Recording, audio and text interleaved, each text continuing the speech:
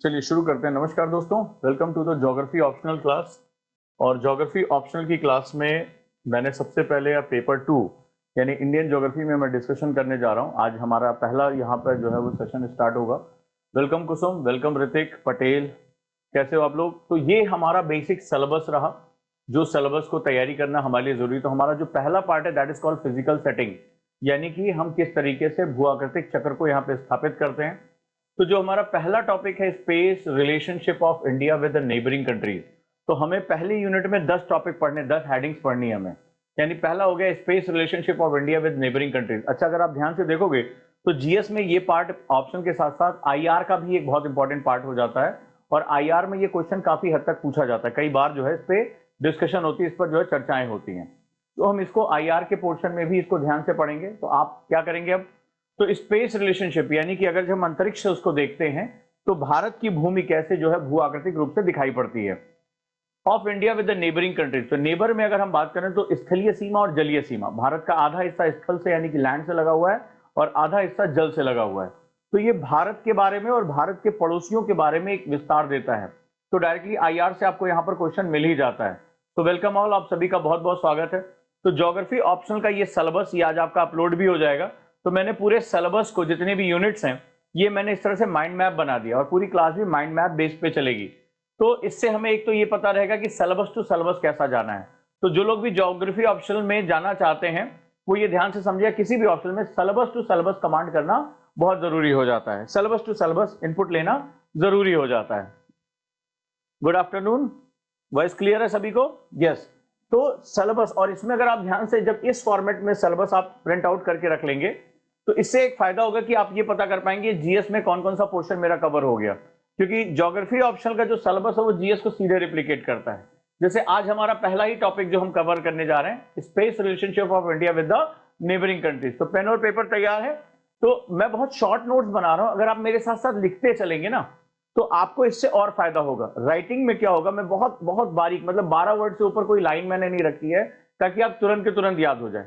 हफ्ते में आपकी एक क्लास जो है आंसर राइटिंग की चलेगी, तो इससे आपको और बेनिफिट होगा कि मैं जो करा रहा हूं उस पर हमें आंसर राइटिंग भी करनी है। तो मैंने लास्ट क्लास में आपको बताया भी था कि अगर 300 प्लस मार्क्स जाने हैं तो 3-4 चीजों की जरूरत पड़ने वाली। एक तो सिलेबस टू सिलेबस हमेशा आपके दिमाग में होना चाहिए। जैसे space relationship of India with the neighbouring countries का मतलब क्या होता है, तो भारत के संपूर्ण पड़ोसी देश कौन कौन से, अगर हम बात करें, अगर हम स्थल सीमाओं की बात करें तो हमेशा याद रखिएगा यहीं से शुरुआत हो जाती है। मेरा बचपन का सपना था एमबीए करने का, मेरा बचपन बीसीपीएन। तो ये decreasing order of India neighbouring जो कंट्रीज हैं उनके बाद ये हो गया। मेरा बचपन का सपना था एमबीए करने का, तो बचपन का मतलब हुआ, आप यहां से ध्यान से देखें तो आपने देखा B for Bangladesh, C for China, P for Pakistan, N for Nepal, M for Myanmar, फिर भूटान और फिर अफगानिस्तान। जो पीओके है उसको हम अपना मानते हैं और आज नहीं तो कल हम उसको वापस ले लेंगे। तो सबसे बड़ी बाउंड्री होती है बांग्लादेश के साथ। अभी आपने देखा वेस्ट बंगाल में जब से गवर्नमेंट चेंज हुई है, बांग्लादेश के साथ सीमाओं को लेकर, बाढ़ को लेकर बहुत चर्चा में। तो इस बार का तो आप ये मान के चलो यहां से क्वेश्चन आएगा। कल एक रिपोर्ट आई है, कंटेम्प्रोरी चीजों को समझिएगा। पेपर 2 जो है, अब मैं आपको एक ऐसी चीज बताने जा रहा हूं कि मेरे सभी स्टूडेंट 300 प्लस के लिए मेहनत करेंगे। तैयार है 300 प्लस के लिए? यस या नो मुझे बताइए, क्या 300 प्लस के लिए रेडी हैं? आपकी मेहनत, अगर हाँ सर, मेहनत आप थोड़ी एक्स्ट्रा कराइएगा। अगर देखिए इसमें 25 नंबर भी आते हैं, 250 में 25 नंबर भी मैंने देखा लोगों को, 100 नंबर भी आते हैं, 125 नंबर भी आते हैं। अगर आपको 300 प्लस के लिए जाना है तो कुछ एक्स्ट्रा मेहनत करनी पड़ेगी, एक्स्ट्रा। तो क्या आप उस एक्स्ट्रा के लिए तैयार हैं? ज्यादातर टीचर्स वही 7-8 साल पुराने नोट्स पढ़ाते हैं और वो फिर बच्चों को अपडेट नहीं कर पाते हैं। फॉर एग्जाम्पल, अभी कल आपने देखी होगा, अगर आपने नोटिस किया होगा तो कल अरुणाचल प्रदेश के जो ट्राइबल एरिया है उन्होंने कहा कि यहां पर इन्फिल्ट्रेशन हो रही है चाइना की, और चाइना अरुणाचल को अपना हिस्सा मानता चला आ रहा है। यहां तक कि नत्थी वीजा, जो स्टेपल वीजा का कॉन्सेप्ट है, ये वर्ड लिखते जाइए तेजी से, आपको मेरे को बस सुनते जाना और लिखते जाना है। ओजांग सर नॉन स्टॉप बोलते हैं, हाथों से बोलने का कॉन्सेप्ट रखना है, पेन आपका चलना चाहिए, आप ये वर्ड्स लिखिए।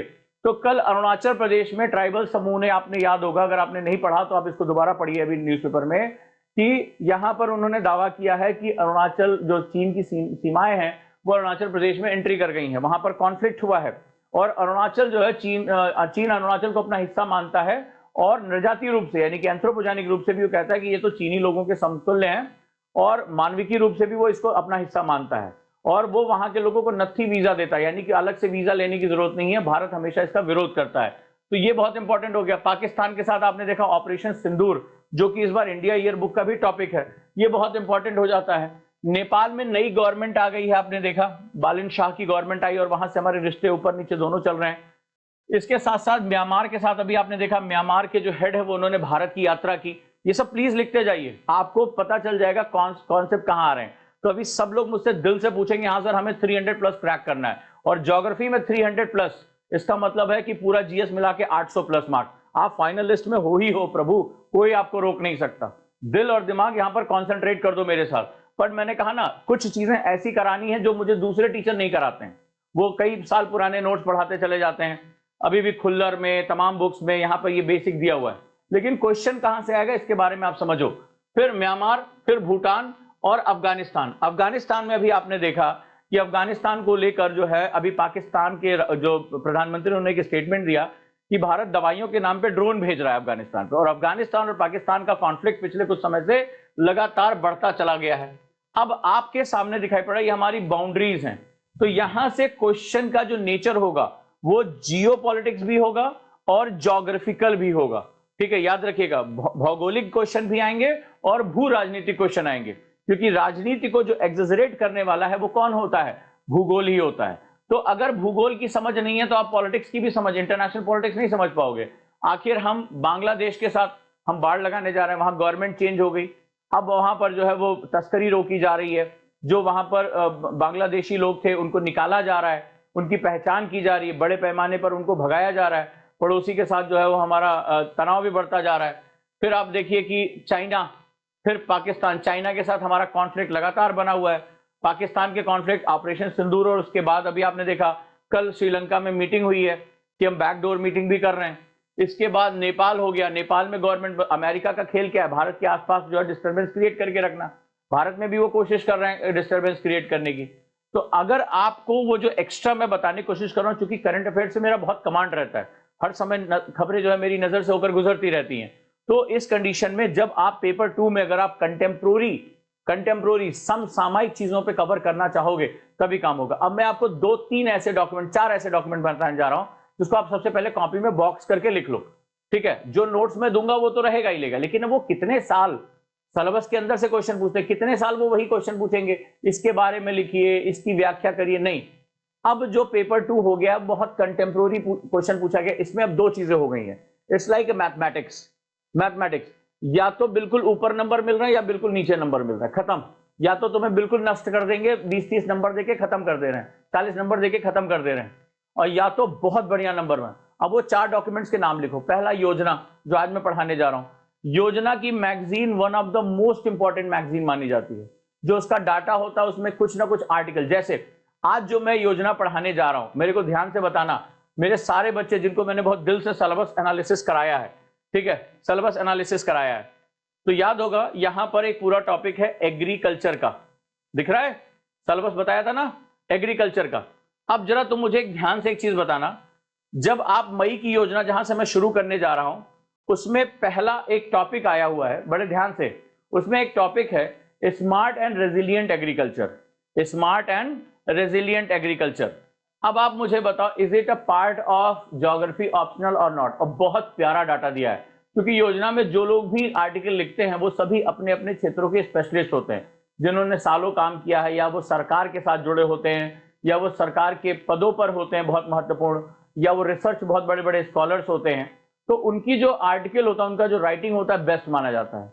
तो जब मैं योजना पढ़ाऊंगा तो आप उसमें नोटिस करेंगे कि वो टॉपिक आपको स्मार्ट एंड रेजिलिएंट एग्रीकल्चर, आपको बताने की कोई आवश्यकता नहीं कि जीएस में ऑप्शनल में लगातार क्वेश्चन आ रहे हैं। अगर जिसने भी पीवाईक्यू देखा होगा उसने वो चीज जरूर देखी होगी। ठीक है, तो अब जरा ध्यान से हम देखते हैं।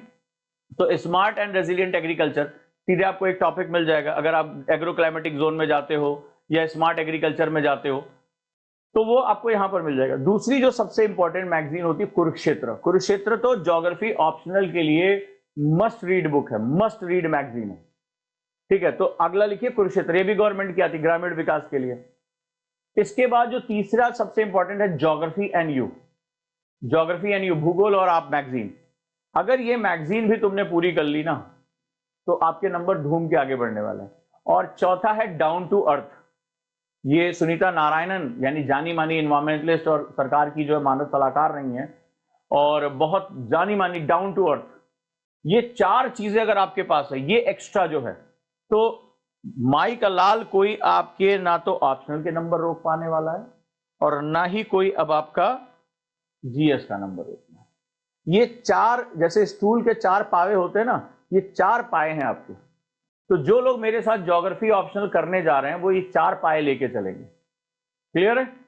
5वां जो सबसे जो गद्दी होती है वो होती है मैपिंग, विजुअलाइजेशन। तो प्रोफेसर स्टॉलर क्या कहते हैं? प्रोफेसर स्टॉलर कहते हैं geography is a visual science. तो हम जो कुछ भी पढ़ेंगे, जो कुछ भी देखेंगे, उसको हम मैप के थ्रू लेकर चलेंगे। याद रहेगा?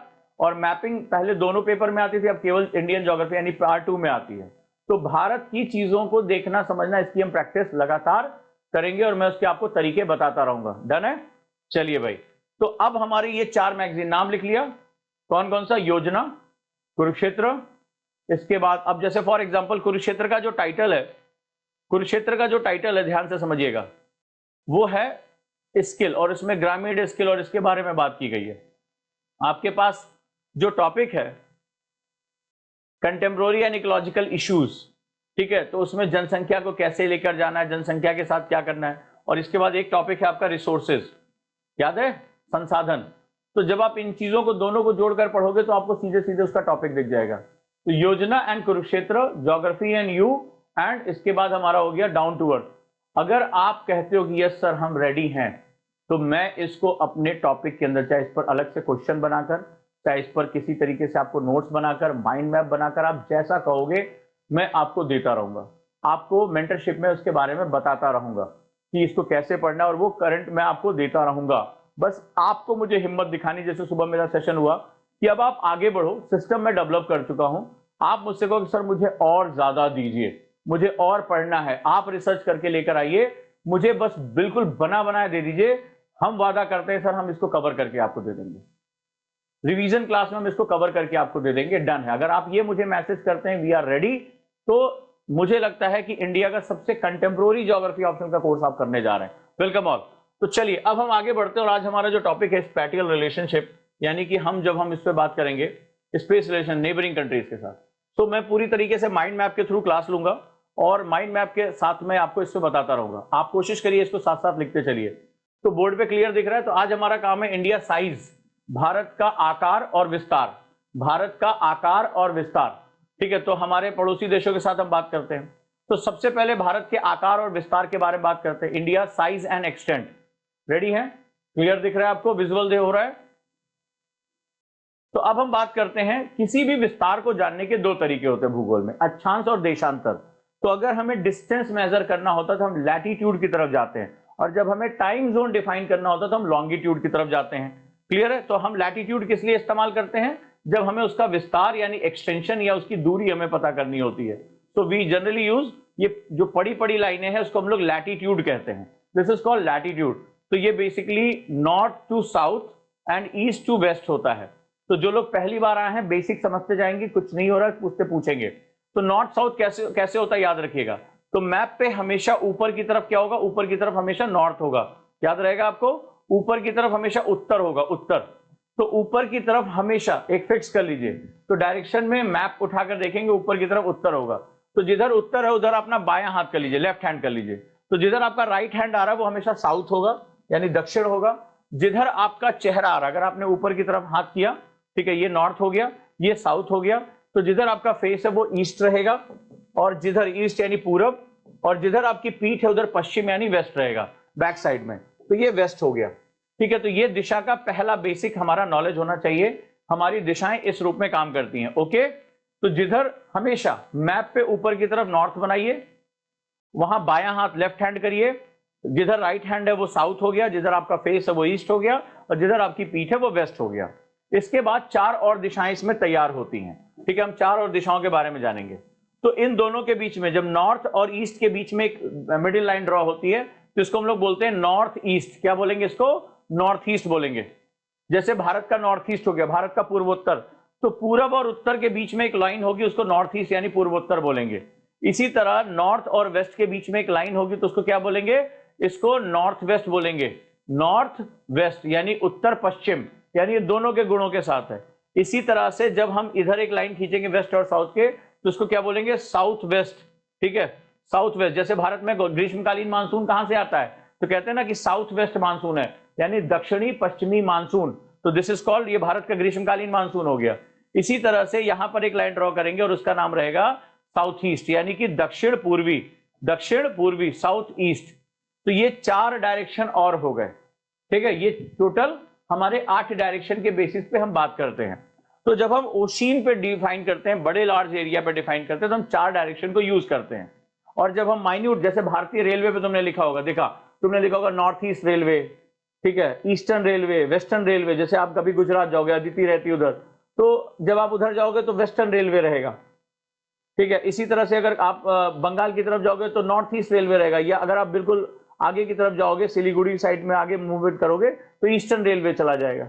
इसी तरह दक्षिण की तरफ जाओगे, southern railway, south western railway. अगर वो मुंबई से होकर आ रही है तो ये साउथ वेस्टर्न रेलवे हो जाएगा।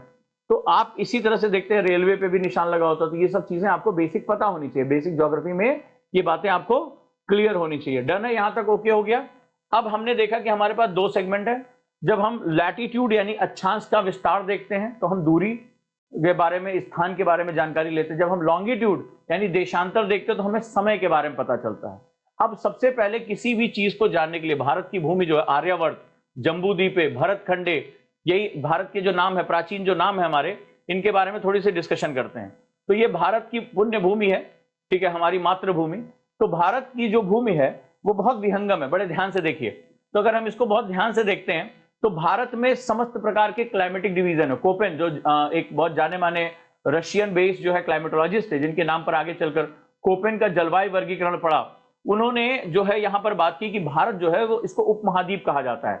तो ये क्वेश्चन जीएस मेंस में आया हुआ है कि भारत को उपमहाद्वीप क्यों कहा जाता है, why India is known as subcontinent. भाई मैं ये जो प्रश्न पूछ रहा हूं, हाँ या ना मुझे बता दो, इसको तेजी से लिख पा रहे हो।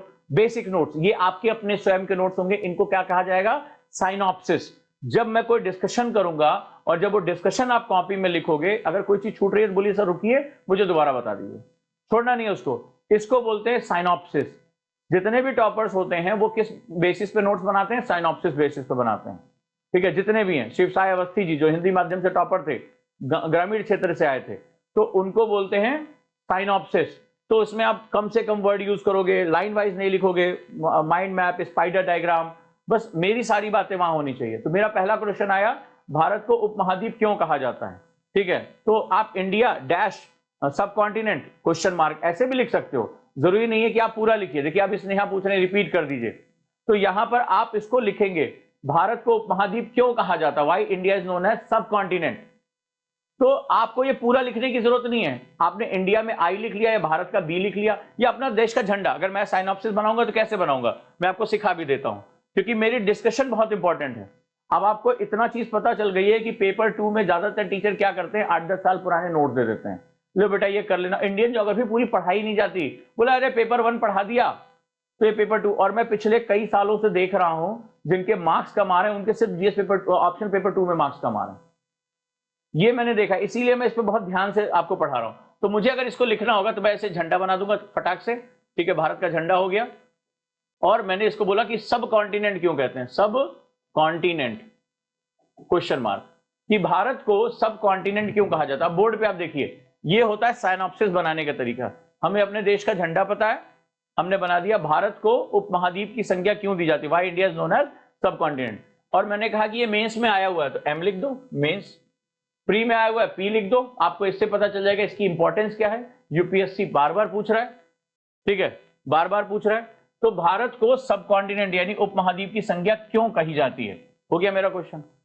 क्वेश्चन क्या करता है, किसी भी बड़ी इंफॉर्मेशन को, जैसे आप जब खाना खाते हैं तो आपने 2 रोटी, चावल, दाल, सब्जी रखी, तो कितने ऐसे लोग हैं जैसे ऐसे हाथ में उठाते हैं और भर लिया और कोने में कमरे में बैठ के जुगाली करते, झाग फेंकते रहते हैं। या कितने ऐसे लोग हैं जो आराम से पहले निवाले को तोड़ते हैं, छोटे छोटे उसको पार्ट में, रोटी को तोड़ेंगे, सब्जी को लेंगे और थोड़ा थोड़ा आराम से चबा चबा के खाएंगे, रिलैक्स होकर खाएंगे। तो इस क्लास में ऐसे बहुत से लोग ऐसे हो सकते हैं ना कि पूरा ऐसे थाली में चावल उठाया, रोटी उठाई, दाल वाल रखा, आग घप्प से मुंह में डाल लिया और भैंस की तरह बैठ के जुगाली करना शुरू कर दिया। कोई लिख रहा है जी सर, ठीक है, ऐसे ही खाना खाते हो, कोई दिक्कत नहीं है। तो खैर बिट बाय बिट, तो जब हम क्वेश्चन छोटे छोटे फॉर्म करते हैं, पढ़ने का अच्छा तरीका है, तो हम छोटे छोटे क्वेश्चन फॉर्म करते हैं तो हम बेसिकली बड़ी इंफॉर्मेशन को छोटे छोटे चंक्स में तोड़ लेते हैं। हमारा दिमाग उनको बहुत तेजी से ग्रैस्प कर लेता है। हमें क्या करना है, इंफॉर्मेशन ज्यादा है तो हम सिर्फ मैं पढ़ाऊंगा नहीं, आपको पढ़ने के तरीके भी सिखाऊंगा, ताकि बहुत से नोट्स ये सबके पास है, फोटोकॉपी की दुकान पे एक से एक नोट्स बिक रहे हैं, लेकिन सभी लोग तो ज्योग्राफी ऑप्शन में अच्छे नंबर नहीं लेकर आ रहे हैं ना। तो यहां पर जब आप आए हो तो ज्योग्राफी ऑप्शन में नंबर क्यों अच्छे आएंगे ये भी तो जानना जरूरी है। या हमारा लक्ष्य बहुत क्लियर है। आप मेरे साथ मत जुड़िएगा कि सर मुझे ज्योग्राफी ऑप्शनल का कोर्स पूरा करना है, आप मेरे साथ इसलिए जुड़िएगा कि सर मुझे 300 प्लस मार्क्स लेकर आने हैं, और ज्योग्राफी में 300 प्लस मार्क्स मतलब टोटल मिलाकर जीएस में सर मेरे 800 प्लस मार्क्स पहुंचेंगे, आराम से मेरा फाइनल लिस्ट में नाम आने वाला है, याद रखिएगा। तो ये हो गया मेरा तरीका। अब भारत को सब कॉन्टिनेंट क्यों कहा जाता है, उपमहाद्वीप। महाद्वीप की जो खास बात होती है, यानी कॉन्टिनेंट की जो खास बात होती है, कॉन्टिनेंट कोई भी कॉन्टिनेंट ले लो, एशिया मान लो आपने ले लिया, एक फॉर एग्जांपल एक्स कॉन्टिनेंट हमने लिया, तो इसके ईस्टर्न साइड का क्लाइमेट, ज्यादातर जो बारिश होती है, बड़े ध्यान से इसको समझना, भारत का आपको इंपॉर्टेंट समझ में आएगा, ठीक है। क्यों अंग्रेजों ने हमारा विभाजन किया, क्यों बाल्कनाइजेशन किया, दो पार्ट में इसको जो है तीन पार्ट तोड़ दिया, क्यों पीओके अफगानिस्तान को अलग कर लिया। क्योंकि पहले तो हमारा जो तक्षशिला विश्वविद्यालय था आज के गांधार में था ना, जो आज कंधार है, जो कभी गांधार हुआ करता था, जो धृतराष्ट्र की महारानी गांधारी वहीं से आई थी ना, शकुनी वहीं से थे। तो आखिर वो वहां से हिंदू कुश से शुरू हुआ भारत का विहंगम। आज इन्होंने क्यों जाते जाते डिवीजन किया, ये भी आपको एक राजनीतिक साजिश के बारे में यहां से पता चलेगा।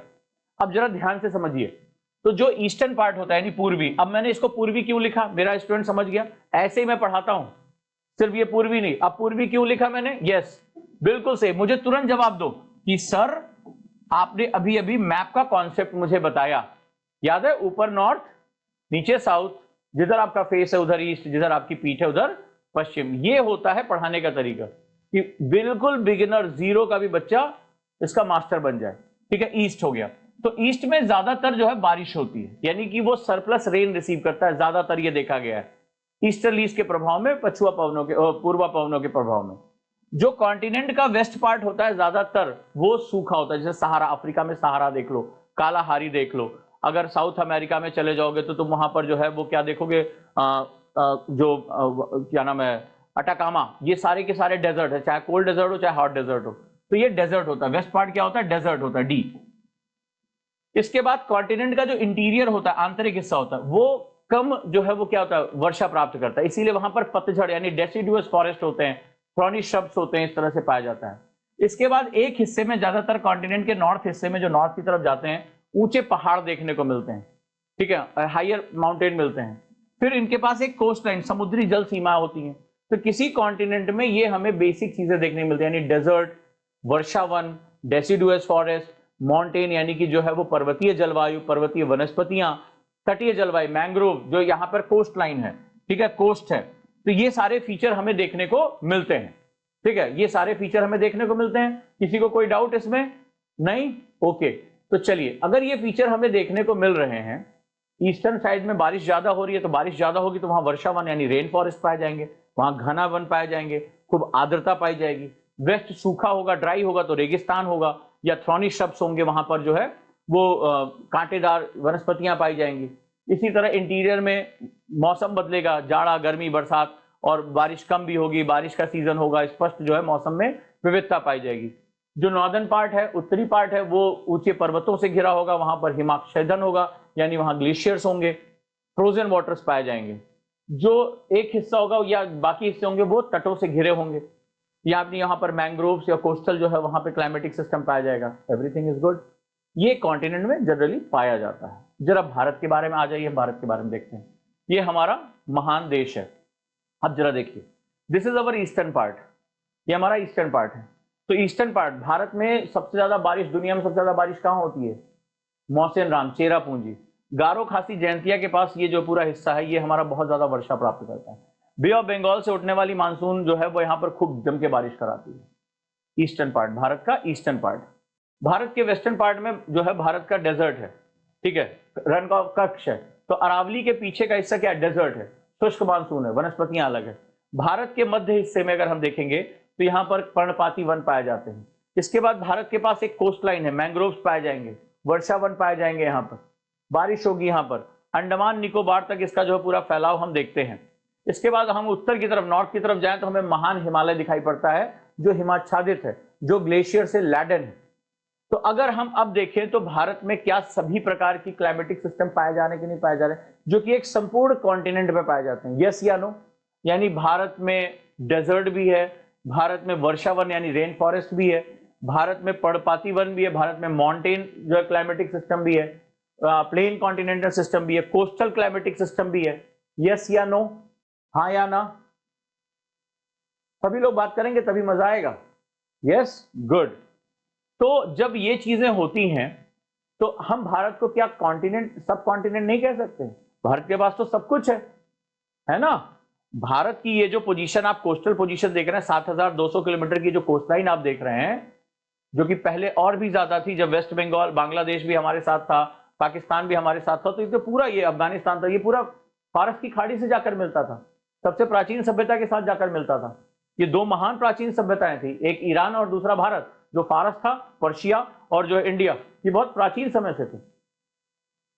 तो भारत के पास ये डोमिनेंट पोजीशन है, भारत लैंड में भी डोमिनेंट पोजीशन पे आ रहा है, और ये भारत क्या है? एंट्री पॉइंट है, हिंद महासागर पे एंट्री पॉइंट है। इकलौता ऐसा देश जिसके नाम पर एक पूरे ओशियन का नाम पड़ा, इंडियन ओशियन, राइट?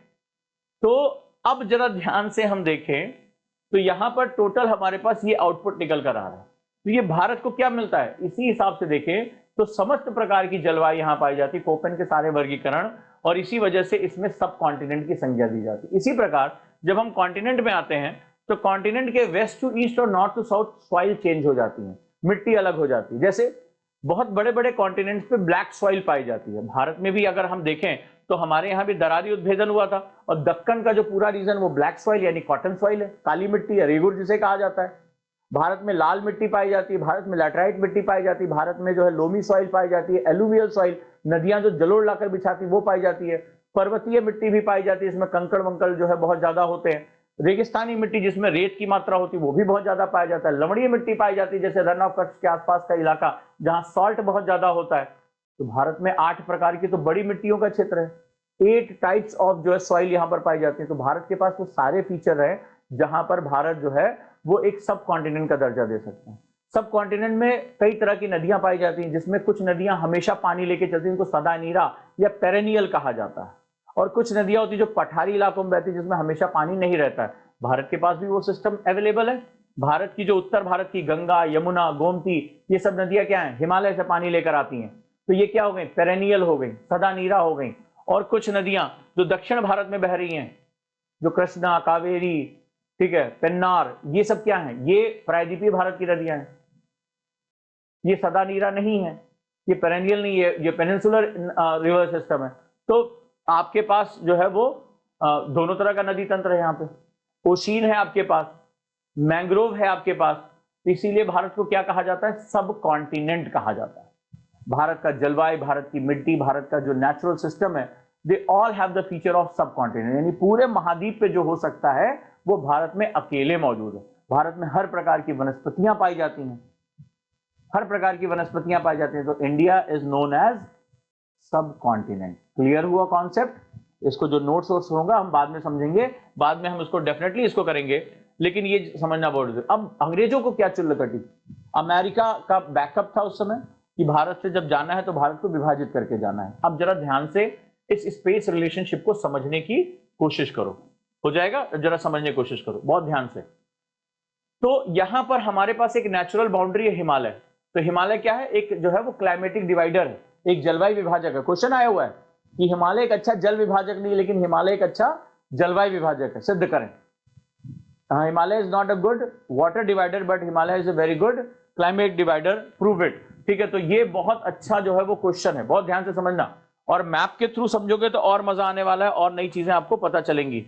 चलिए अब हम आगे बढ़ते हैं। अब देखो इधर से क्या हुआ, इधर से इन्वेजन बहुत मुश्किल हो गया, लेकिन हिमालय अपने वेस्टर्न पार्ट में, इसमें कई दर्रे कटे हुए, तो दर्रों से क्या हुआ? स्टेपी से लोग आते रहे। खैर ये प्राचीन मध्यकालीन भारत में आपने देखा, गजनी ने आक्रमण किया, सबने आक्रमण किया, वो यहीं से हुआ, दर्रों से हुआ, पासेस से हुए। लेकिन अब जरा ध्यान से देखो, अंग्रेज जिस देश में भी गए उसमें उन्होंने कहा कि जिसको हमने गुलाम बनाया, जिसका हमने संपदा नोची, वो कभी दोबारा अपने पैर पे ना खड़ा हो। इसका उन्होंने हमेशा ध्यान रखा और हमेशा इसका इंतजाम किया।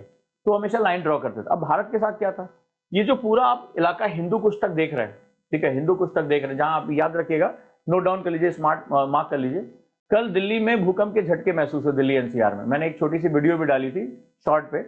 तो उसका जो इपी सेंटर था हिंदू कुश था। हिंदू कुश बेसिकली पामीर नॉट भी बोलते हैं इसको, दुनिया की छत कहा जाता है। ये सब वर्ड लिखते जाइए, एग्जाम में क्वेश्चन आया हुआ है, दुनिया की छत किसे कहते हैं, पामीर गांठ को, पामीर नॉट। तो पामीर नॉट से ही कई पर्वत जो है वो निकलते हैं, अभी आगे हम पढ़ेंगे। हिमालय, चाइना में चला जाता है क्युनलुन और हिंदू कुश।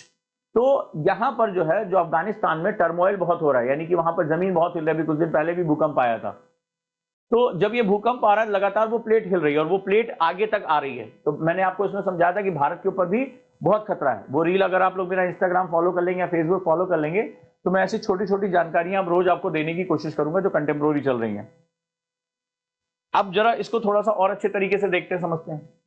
तो होता क्या है कि जब हम इस चीज को और ध्यान से समझते हैं, तो ये लगातार मूवमेंट हो रहा है। तो ये भूकंप वाला लिख लीजिए, क्योंकि आपदा प्रबंधन आपके जीएस में भी और यहां पर भी आपको अर्थक्वेक पढ़ना है। सिलेबस आपको दिखाया था, ठीक है। तो ये जो है यहां पर ये पूरा बात हो रही। अब क्या हुआ, प्राचीन समय में तक्षशिला विश्वविद्यालय है, बिल्कुल सीमाओं तक थे।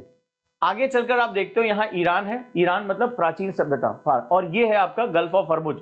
अब आज तक कोई नहीं भूलेगा पूरी दुनिया में, इसी को लेकर बवाल हो रहा है। देखो फिर कल बम मार दिया ईरान ने, वो संधि बंदी जो थी उसकी ऐसी की तैसी हो गई, क्योंकि अब ईरान में कई हिस्से हो गए ना। ये जिनसे बात कर रहे हैं उसके पास पावर नहीं है, ठीक है। तो अयतुल्लाह अल खमैनी बेसिक बना कर गए थे कि हम तुम्हें बैठने नहीं देंगे। तो जो हरमुज है, यहां से अभी जैसे मान लीजिए पाकिस्तान आ गया, कराची, ये कराची है।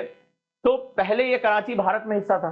कराची बहुत पावरफुल पोर्ट हुआ करता था, इस समय इकोनॉमिक हब था, क्योंकि इसके माध्यम से आप पूरे के पूरे पश्चिम एशिया में आप आराम से प्रवेश कर सकते हो। यहीं से आप अफ्रीका जा सकते हो, यहीं से रास्ता था केप ऑफ गुड होप जाने का, आगे जो अफ्रीका का कोस्ट है जिसको केप ऑफ गुड, और आप सीधे फिर अटलांटिक में प्रवेश कर जाओगे। अटलांटिक मतलब आप यूरोप और अमेरिका, दक्षिण अमेरिका दोनों पहुंच जाओगे, ठीक है। आप वहां से आराम से एंट्री कर जाओगे। तो इसी के साथ यहां से जो लैंड रूट जाता था हिंदू कुश प्राप्त पार करते ही आप यूरोप के अंदर, सेंट्रल एशिया और यूरोप में जो कजाकिस्तान, रशिया। तो अब इसको बड़े ध्यान से साजिश को समझना। तो एक हार्टलैंड थ्योरी आई थी, ठीक है। अभी ये वर्ल्ड वॉर 2 के पहले की बात है, अभी भारत का विभाजन नहीं हुआ, लेकिन सुगबुगाहट हो गई।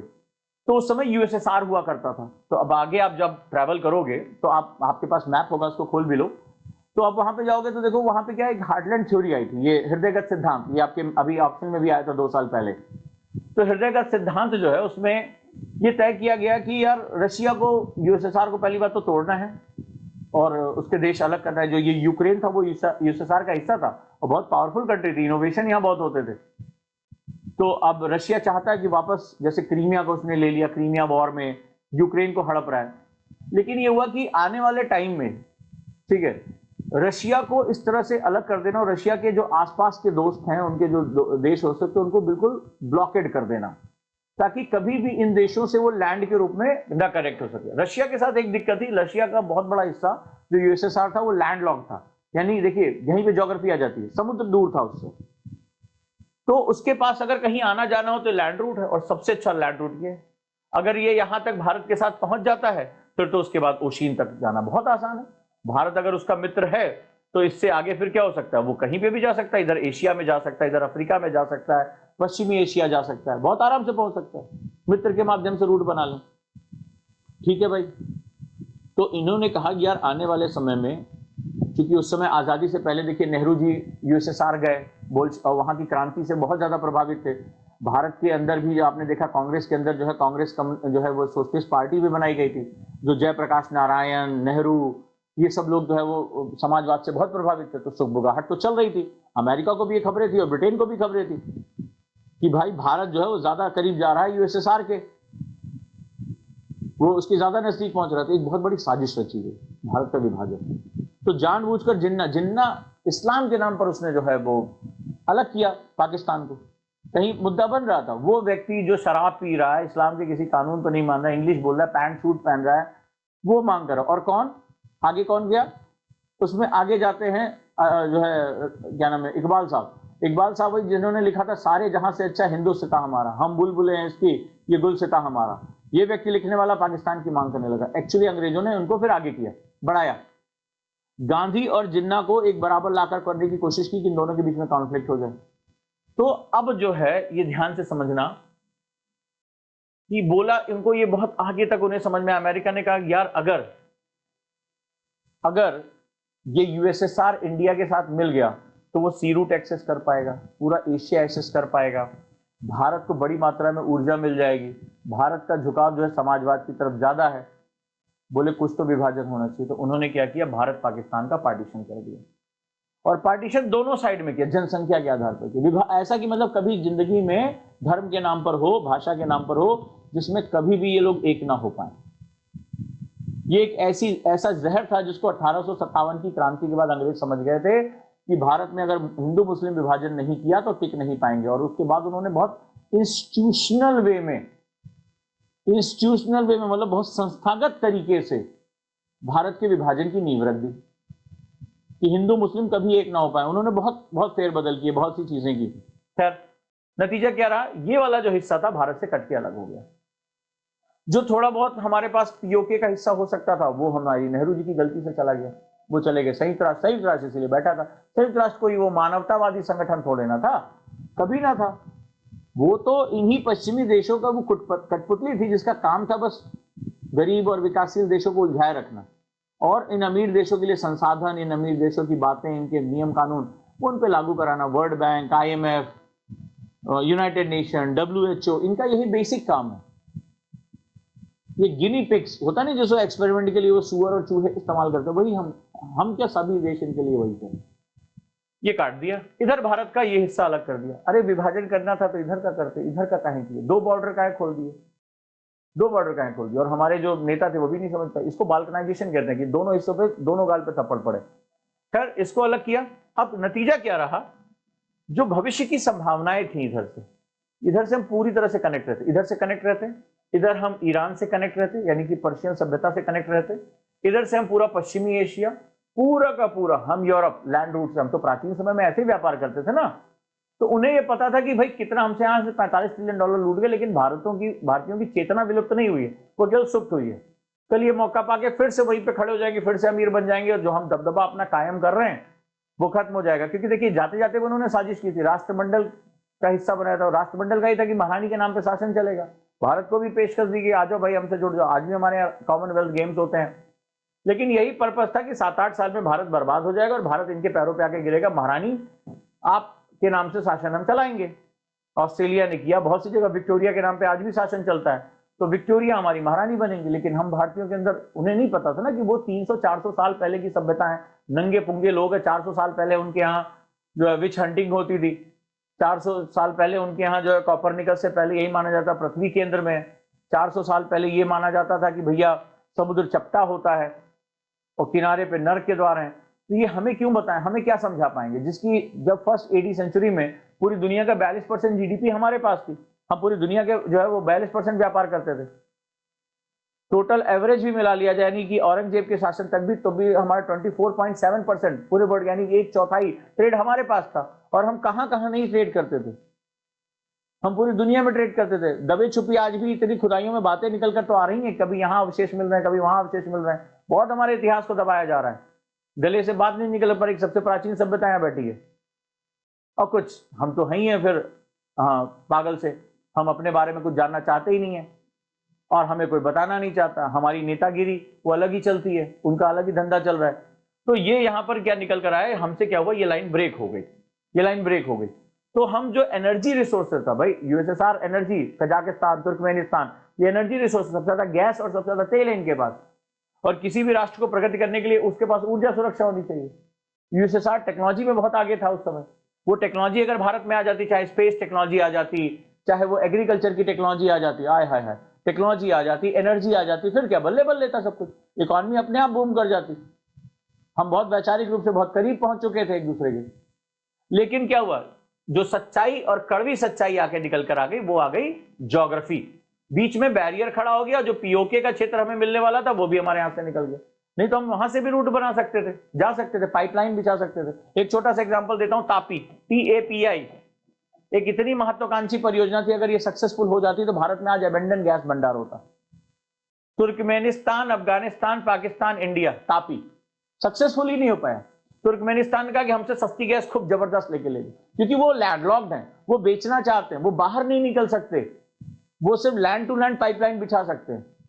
आप देखिए 1947 में हमसे क्या भारी गलती हुई है और पीओके हमारे लिए क्यों जरूरी है। तो ये हमें देने को तैयार है। अफगानिस्तान से होकर गुजरना था, पाकिस्तान से होकर गुजरना था। तो अफगानिस्तान में भी अमेरिका ने इतनी हलचल मचा रखी थी, आतंकवाद को बढ़ाने वाला वही है। रशिया के खिलाफ उसको जाना था कोल्ड वॉर में, उसने खूब जम के पैसा दिया। ठीक है, ये जो अलकायदा ये सब इसी का तो खड़ा किया हुआ है। तो अफगानिस्तान अशांत हो गया, पाकिस्तान ने कहा कुछ भी हो जाए हम भूखे मर जाएंगे लेकिन भारत में हम गैस नहीं पहुंचने देंगे, खत्म कर दिया, हो गया खत्म। एक खरीदने के लिए तैयार था, एक बेचने के लिए तैयार था, लेकिन बीच में दो ऐसे रीजन थे जो प्राचीन भारत का हिस्सा है, नहीं पहुंचने दिया। और आज देखिए क्या हुआ, लड़ाई हो रही ईरान, अमेरिका, इजराइल में, और आज हमारा गला दब गया ना। पेट्रोल 100 के ऊपर जा रहा है, डीजल 100 के ऊपर जा रहा है, गैस महंगी हो गई, सिलेंडर नहीं मिल रहे, ढाबे बंद हो रहे हैं, लोगों के घरों में 3-3 हजार रुपए में ब्लैक सिलेंडर दे रहे हैं। 20 रुपए की एक कचौड़ी मिलती थी, मैं कभी कभी खा लिया करता था, भैया 40 रुपए बेच रहा है, सीधे 40 रुपए। तो बताओ क्या होगा, उसकी भी इनकम कम हो गई, पहले उसकी भीड़ लगी रहती थी। तो अब नतीजा क्या हुआ, ये सब तबाही मचा दे रहे हैं, इकॉनमी तबाह हो रही है जस्ट बिकॉज ऑफ दिस। इधर आप देख ही रहे हैं, रोज कुछ ना कुछ बवाल मचा हुआ है। कितनी बड़ी संख्या में माना जा रहा है, 3 करोड़ से ज्यादा बांग्लादेशी भारत में रह रहे हैं, अवैध पशुओं का सब कुछ। और यहाँ ये कभी हमारा मलमल का क्षेत्र हुआ करता था, ये हमारा मलमल, ये हमारा जूट का सबसे बड़ा केंद्र था, बर्बाद कर दिया। ऐसा विभाजन किया कि जूट उत्पादन बांग्लादेश में, ठीक है, ये जो तराई रीजन है यहां पर होता था, और सबसे ज्यादा फैक्ट्रियां कलकत्ता में। जूट उत्पादन ढाका में होता था, जबरदस्त जूट उत्पादन, जिसे गोल्डन फाइबर कहा जाता है। वर्ड अगर नहीं लिखा तो आप गलती करो, गोल्डन फाइबर किसे कहते हैं, ये एग्जाम में क्वेश्चन पूछा गया है। तो जो स्वर्णिम रेशा होता था वो जूट था, वो होता था ढाका में, जो उस समय भारत का हिस्सा था। और जो सबसे ज्यादा फैक्ट्री थी वो कोलकाता में थी, जो कलकत्ता हुआ करता था। और बीच में क्या ड्रॉ कर दिया, एक लाइन ड्रॉ कर दी। अब फैक्ट्री कलकत्ता में और दूसरे देश में, वो किसमें, पूर्वी पाकिस्तान में आपने डाल दिया उत्पादन से। यानी कच्चा माल किसी और देश में, फैक्ट्री किसी, दोनों बर्बाद हो गए। कच्चा माल मैं क्यों उगाऊंगा जब मेरी डिमांड नहीं आएगी, और मैं फैक्ट्री क्यों लगाऊंगा जब मेरे पास कच्चा माल नहीं होगा। देखा आपने क्या किया। और ये एक ऐसी चीज थी जिसने पूरी दुनिया को, यहाँ के मलमल ने, यहाँ के कॉटन ने पूरी दुनिया को हिला रखा था। अंग्रेज जाते जाते ऐसा कर गए, और हमारे नेता पता नहीं इसको क्यों नहीं समझ पाए कि बाल्कनाइजेशन था ये। तो इसका खामियाजा हमें भुगत रहे हैं। और आज क्या हुआ, आज यहां पर अमेरिका और कोई भी बाहरी शक्ति यहां पर आकर बैठ गई है, ये लगातार भारत को परेशान कर रही है। तो जियोपॉलिटिक्स में जो ज्योग्राफी है वो बहुत कुछ तय करता है। अगर ये नहीं हुआ होता विभाजन, तो लोग कहते हैं ऐसा वैसा, अरे कुछ नहीं, आपके पास पूरा सेंट्रल एशिया मौजूद था, ईस्टर्न यूरोप आपके पास मौजूद था, वो झक मार कर आपके पास आता। आपकी आबादी, आपका प्रोग्रेसिवनेस, सब कुछ जबरदस्त था। आप बेसिकली गेटवे थे। कर्जन ने 1905 में, 1906 में बोल दिया था, भारत चाहे या ना चाहे, इसको क्राउन पोजीशन बोला जाता है। जैसे मुकुट में मणि होती है ना सबसे ऊंचे स्थान पर, वो यहां पर होती। तो ये मुकुट, इन्होंने कहा कि ये क्राउन पोजीशन है, भारत चाहे या ना चाहे उसको जियोपॉलिटिक्स में लीड करना पड़ेगा। सोचो ये सारा सामान भारत में आता और यहां से हम पूरी दुनिया को एक्सपोर्ट करते, सारे बंदरगाह हमारे पास होते, हम सबसे लीडिंग पोजीशन पे होते। यानी कि जो भी सेंट्रल एशिया, यूरोप तक सामान बन रहा है वो सब कुछ आता भारत में। भारत में रोजगार कहां से कहां पहुंचता, और यहां से पूरी दुनिया में डिस्ट्रीब्यूशन, हम पूरी दुनिया के डिस्ट्रीब्यूशन नेटवर्क होते। हम बनाए कुछ नहीं लेकिन दुनिया भर का बेच लेते। और आज यही मॉडल पूरी दुनिया, अमेजन क्या बनाता है, पूरी दुनिया में सामान बेचता है। एयरबीएनबी कोई होटल नहीं बनाता लेकिन पूरी दुनिया की होटल की बुकिंग कराता है। ऊबर एक भी गाड़ी नहीं खरीदे हुए लेकिन ऊबर पूरी दुनिया की गाड़ियां चलवा रहा है। तो भाई साहब, हम पूरी दुनिया का नेटवर्किंग सिस्टम होते, हमें केवल बड़े बड़े बंदरगाह बनाने थे, बड़े, हमारे पास दौड़ दौड़ के इन्वेस्टमेंट आता। 1947 में जो ये इन दोनों ने किया, इसने भारत की प्रगति को बिल्कुल थाम के रख दिया, रोक के रख दिया। और हमें एक गलती जल्दी सुधार लेनी चाहिए थी, नहीं सुधार पाए। हम बहुत कंफ्यूज रहे। हमारे नेता लग रहा है कि केजीबी आईएसआई से इतना, या जो सीआईए से इतना प्रभावित है, MI6 से, जो उनकी विदेशी स्पाई एजेंसीज हैं। हम नहीं कर पाए डिसीजन। हम परमाणु बम नहीं बना पाए पाकिस्तान से पहले, जबकि हमारे पास क्षमता थी। मार के निपटा के हमें वापस ले लेना चाहिए। जिसको ये भी ज्योग्राफी आज की क्लास भी समझ में आ जाएगी, उसको पता था कि ये क्यों जरूरी था। ये विभाजन नहीं होना चाहिए था, ये विभाजन नहीं होना चाहिए था। हम बहुत कुछ कर सकते थे, बहुत कुछ कर सकते थे, राइट। और आज हमारी जो प्रगति है वो कई दुगनी तिगनी होती, हमें एक ऐसी मार मार के गए जिसको हम नहीं समझ पाए। तो ये हमारा आज का बेसिक फंडामेंटल रहा। क्लास की स्टार्टिंग आपको समझ में आ चुकी है। अब इसके स्ट्रक्चर पे हम बात करेंगे, इसको और हम थोड़ा ध्यान से समझेंगे क्या क्या है। तो आज आपको ये जवाब मिल गया होगा। फिर अब हम थोड़ा सा और डेप्थ में जाएंगे समुद्री हिस्सों के बारे में, और हम कल पूरे माइंड मैप के बाद इसके फैक्ट्स हम देखेंगे कि कहाँ पे भारत का विस्तार कितना है, क्या क्या इंपॉर्टेंट फैक्ट जो है उसके साथ हम जोड़ेंगे। क्लास कैसी लगी मुझे जरूर बताना। और ज्योग्राफी ऑप्शनल बहुत ही ज्यादा इंपॉर्टेंट हो जाता है जीएस के भी पर्पज से, प्रीलिम्स, मेंस, इंटरव्यू तीनों में यही सब क्वेश्चन पूछे जाते हैं। बस आज जो मैंने बताया कि अगर 300 प्लस मार्क्स के लिए जाना है तो जो मेरा मेथड है कंटेम्प्रोरी टॉपिक पे आपको पूरी कमांड करके रखना है, ठीक है, वो मैं कराऊंगा। ठीक है, thank you so much. Thank you. Ritu ने कहा have some water, thank you so much. बहुत इंटरेस्टिंग टॉपिक है, मुझे बहुत कंटेम्प्रोरी चीजें पढ़ाने में मजा आता है। Thank you. तो जुड़े रहिए। मधु, कैसी लगी क्लास? Is it tough? तो मैं बिल्कुल ऐसे छोटे बच्चों की तरह एक एक टॉपिक, मेरा पढ़ाने का स्टाइल भी SWC चलता है, यानी कि हैंडल विद केयर। एक एक टॉपिक को मैं क्लियर कराते हुए आगे बढ़ता हूं। ठीक है, ये नोट्स आपके पास रहेंगे, पढ़ने में इजी है, हिंदी इंग्लिश। जैसे देश का विस्तार कितना है, कितने देशांतर पर है, जो भी ये सारे क्वेश्चन वैसे भी पीसीएस में आए हुए हैं, तो आपको पीसीएस के बारे में इसके बाद सोचना ही नहीं पड़ेगा। तो आज मेरी एक और क्लास है, यूपी पीसीएस की क्लास है, 3 से 4 हम लोग मिलेंगे वहां पे, 3 to 4। और आज मैं आपको वहां पर जो है गैजेटियर पढ़ाना शुरू करूंगा। इसके बाद आज योजना की पहली क्लास है, तो आइए मेरे साथ जुड़िए, वहां पे योजना के बारे में डिस्कशन करेंगे। ठीक है, और रात में 9 बजे सिलेबस एनालिसिस की क्लास है जीएस की, उसको बिल्कुल किसी हालत में मत छोड़िएगा। Thank you so much. और आज सुपर ज्योग्राफी क्लास है। Thank you, take care, bye bye. हाँ, मैं सिलेबस अपलोड करा देता हूँ। Sir, can I fill form the UPPCS? Yes of course, if your age is 21 definitely. लगभग 1100 वैकेंसी आएगी, यूपीएससी से भी ज्यादा वैकेंसी आ रही है।